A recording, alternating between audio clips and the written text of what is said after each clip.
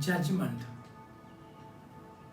The Lord is asking us not to judge, my dear friends. But then we have to understand it properly. Do not judge, and you will not be judged. Judgment belongs to God. He is the judge. And we cannot judge by ourselves. Judgment, if you want to judge, you have to perceive properly, you have to see properly, you have to understand properly. For that you have to have a proper mental disposition, without which your judgment is wrong. The Lord is saying, how can a blind lead another blind? So you can't, having a broken inside, imbalanced mind, if you are crippled within, you cannot judge properly, my dear friends. The Lord is saying, in the same way you judge others, you will be judged. And the measure you use for others will be used for you. So it's important that we understand this properly. Why do you look at the speck in your brother's eye and not see the plank in your own eye? So this is the problem. Judgment belongs to God. But then if you are properly connected to Him, that you have to help your brother to take that speck out of his eyes. Even a speck can be a terrible disturbance because it's eye, isn't it?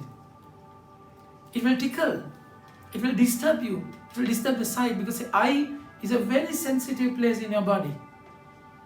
So your brother needs your help, isn't it? So if a thorn in my finger, I can help myself.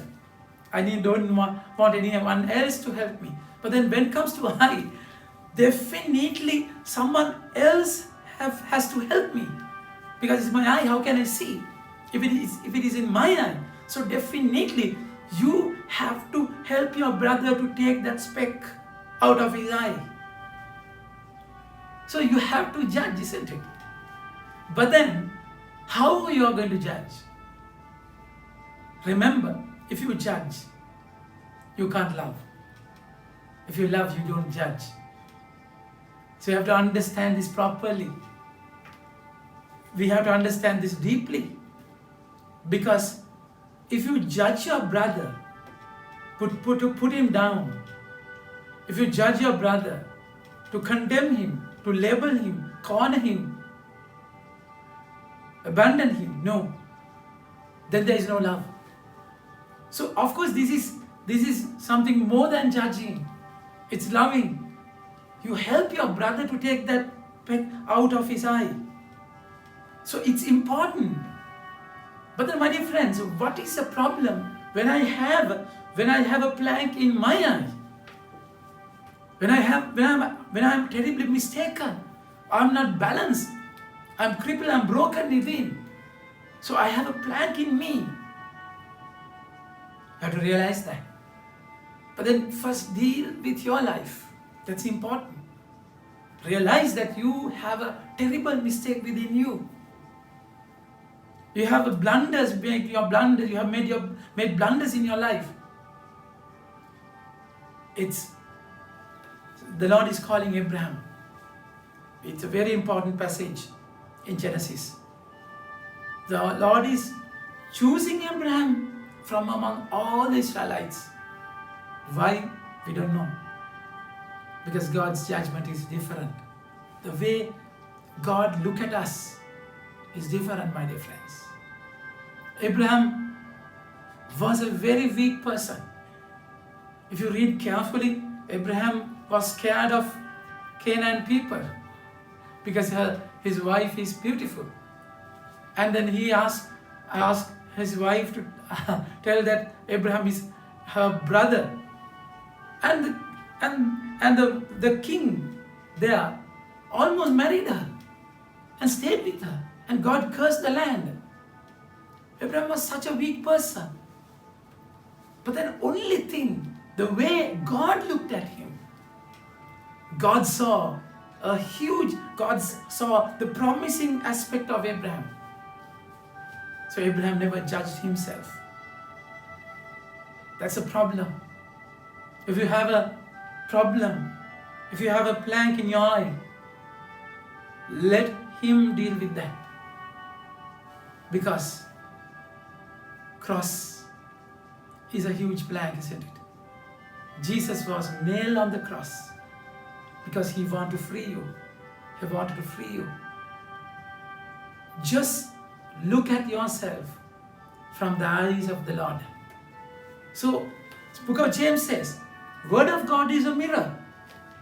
Word of God will reflect yourself. So not what others speak about you, not the way you think about you. You have to go before the Lord and look at yourself from the eyes of the Lord. What the Lord is telling you. This weak person is chosen by God. And then what happened? Yahweh said to Abraham, leave your country, your family, and your father's house. For the land I will show you. I will make you a great nation. I will bless you and make your name great, and you will be a blessing. I will bless those who bless you, and whoever curse you, I will curse, and in you all peoples of the earth will be blessed. This is not what Abraham saw about himself, isn't it? Abraham knew that he is weak, he is fragile, and he is prone to sin, and yet this is how God looked at Abraham. So his faith, he believed in what Lord told about him. That's exactly why he could leave his country, his family, and father's house. This is not something simple. For a Jew, for Israelites, they live in extended families. So father's house means their protection. They have all the tribes. There were always tribal wars. So you get yourself isolated from the group. It's a terrible thing. It's a dangerous thing. But Abraham could leave that.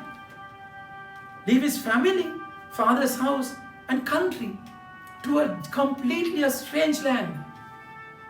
Because Abraham believed what God saw in Abraham, not what he saw in him.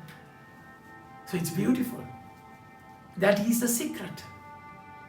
You have a terrible past, mistakes, that plank in your eye. Let him deal with that. The moment he takes it away, moment he deals with that, you know how to love the mistake. You know how to love the failures in your life. You will never judge a sinner, but the sin. You will never justify the plank in your eye. No.